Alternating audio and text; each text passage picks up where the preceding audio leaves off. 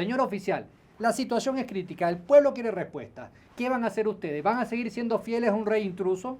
No le podemos dar esa información todavía, no hemos recibido nada sobre la península. Pero hay que formar una junta, como lo hizo Sevilla, como otras ciudades de España, que formaron juntas en contra de los franceses y a favor de nuestro rey legítimo, que es Fernando VII. Ya le he dicho que tenemos que seguir las leyes y las directrices. Es que ustedes como soldados reales prefieren ser fieles a un rey intruso francés y no al legítimo Fernando VII. El problema no es el rey, sino que estamos pensando que ustedes quieren hacer una revolución. ¿Qué revolución? Queremos defender a nuestro rey soberano legítimo Fernando VII.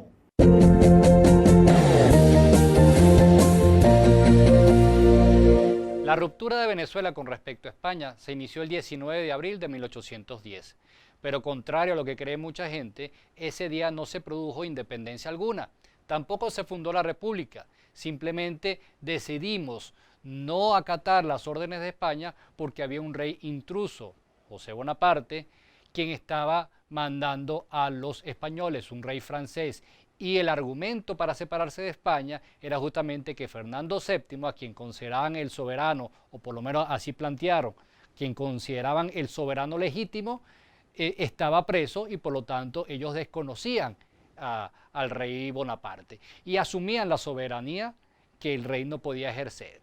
De esta manera se inicia la ruptura. El siguiente paso, puesto que eso fue una situación aquí en Caracas, que ocurre en la ciudad de Caracas, el siguiente paso era ver qué opinaban las provincias y por eso se convoca la conformación de un congreso que debía reunirse al año siguiente, en 1811.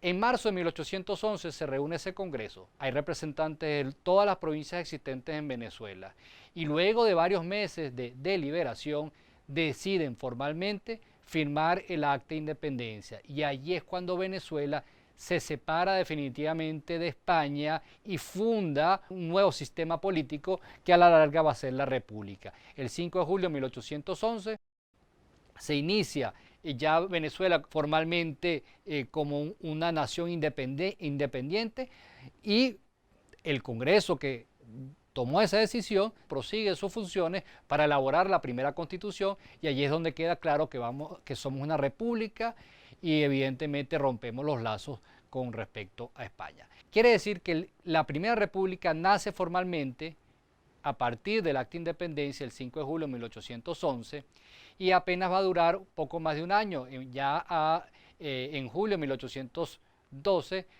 muere la primera república. Sin embargo, a pesar de que es muy corto el tiempo, hay avances importantísimos. En esa constitución de 1811 se deja claro el sistema de gobierno que es el republicano, es decir, no a la monarquía, no al poder heredado que se pasa de padres a hijos y demás, sino que aquí se eligen las autoridades por un mecanismo de elecciones, valga la redundancia, y no simplemente por herencia o por sangre. Y además se establecen unos derechos que son por igual para todos. Es más, hay un artículo en la Constitución que prohíbe denominar de cierta manera despectiva a algunos ciudadanos, especialmente hace mención a los que llamaban pardos en la colonia, que dicen no podemos llamar a nadie pardo, todos somos ciudadanos, todos somos iguales.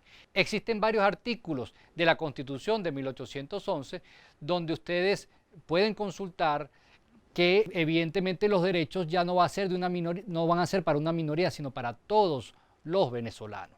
Eso nos refleja la evidencia de un nuevo pensamiento, un pensamiento que viene de la Ilustración, que viene de las revoluciones de finales del siglo XVIII y que evidentemente los intelectuales y algunos mantuanos decidieron incorporar y decidieron abrazar. Un ejemplo clásico va a ser el Marqués del Toro, que está entre los que dando la independencia y al final de la Constitución firma como sin el título de marqués, firma como Francisco Rodríguez del Toro y él mismo asume que ya no hay títulos nobiliarios porque todos somos iguales en la República.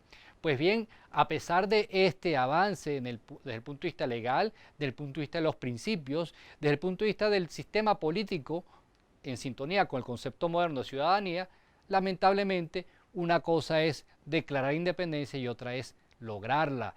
Y la guerra era inevitable. Iba a ser muy ingenuo pensar que España no iba a reaccionar, de que no iba a enviar tropas. Así que desde mediados de 1811 hay unas tropas españolas que llegan a Venezuela y desde Coro comienzan a tratar de reconquistar lo que ellos consideran que es de su propiedad, porque España consideraba que esta tierra era suya desde el siglo XVI. Y comienzan poco a poco a avanzar las tropas desde Coro, el Tocuyo, Barquisimeto, al mando de Domingo Monteverde, y en julio de 1812 ya no le queda otra alternativa a Francisco de Miranda que firmar la rendición, es decir, firmar la capitulación en San Mateo, donde el ejército republicano acepta que ha sido vencido. Así muere la Primera República. No se logra consolidar, no logramos convencer, no hubo apoyo popular, hay una reacción de las clases intermedias y bajas desde que se declara independencia, porque no hay una legítima, un legítimo sentido de pertenencia, sino que se ve como un movimiento de mantuanos, de criollos, de gente adinerada y no un movimiento popular.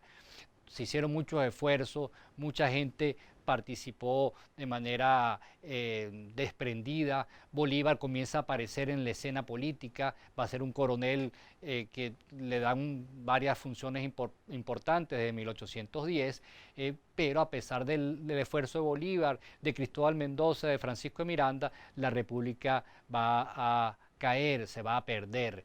Hay distintas razones, inexperiencia militar, hay el problema del terremoto de Caracas en marzo de 1812, no había un ejército disciplinado, el sistema político era muy hermoso, muy bien armado, pero la práctica, la realidad era otra. Así que todo estaba pintado de tal manera de que lo más seguro era que la República cayera, era la consecuencia lógica. Y ocurre el 25 de julio de 1812. Pero esto no va a significar, los republicanos no se van a quedar de brazos cruzados y van a tomar más fuerzas para, en años posteriores, reconquistar la República. En la clase de hoy estudiamos los acontecimientos más significativos del nacimiento de la República de Venezuela. Este nacimiento está íntimamente atado a los sucesos del 19 de abril de 1810, que no significaron la independencia, tampoco la formación de la República, pero sí el inicio de la ruptura del nexo con respecto a España. Esa primera república se termina de consolidar con la primera constitución republicana aprobada en diciembre de 1811. En esa constitución de 1811 se deja claro cuál es el sistema de gobierno y es la herencia más importante de lo que ocurre en 1811. Asumimos la república como sistema de gobierno con su división tripartita del poder y además garantizamos los derechos de todos los habitantes por igual que han nacido en Venezuela o que emigran de otros sitios y vienen a Venezuela. Quiere decir que no hay diferencias legales, cosa que sí había en la colonia, para las personas que decidieran vivir en Venezuela. Todos iban a tener el título de ciudadanos y eso queda muy bien plasmado en varios artículos de la Constitución de 1811. Sin embargo, la Primera República fue un fracaso. Se logra la Constitución, antes de eso se logró firmar el Acta de Independencia, pero no dura ni un año, dura un poquito, un año y unos días. ¿Pero por qué ocurre eso? Porque no hay apoyo popular, porque se ve el movimiento como algo que proviene de un grupo de intelectuales y de blancos criollos que tradicionalmente no habían estado apoyando las luchas sociales reivindicativas que vienen de los movimientos preindependentistas. Así que es lógico que la Primera República no contara con respaldo popular. Aparte de eso, no teníamos un ejército disciplinado, no había un liderazgo claro dentro de las filas republicanas. Al final intentan que Miranda pueda soportar la embestida de Domingo Monteverde, pero no le queda otra alternativa en 1812 que firmar la rendición.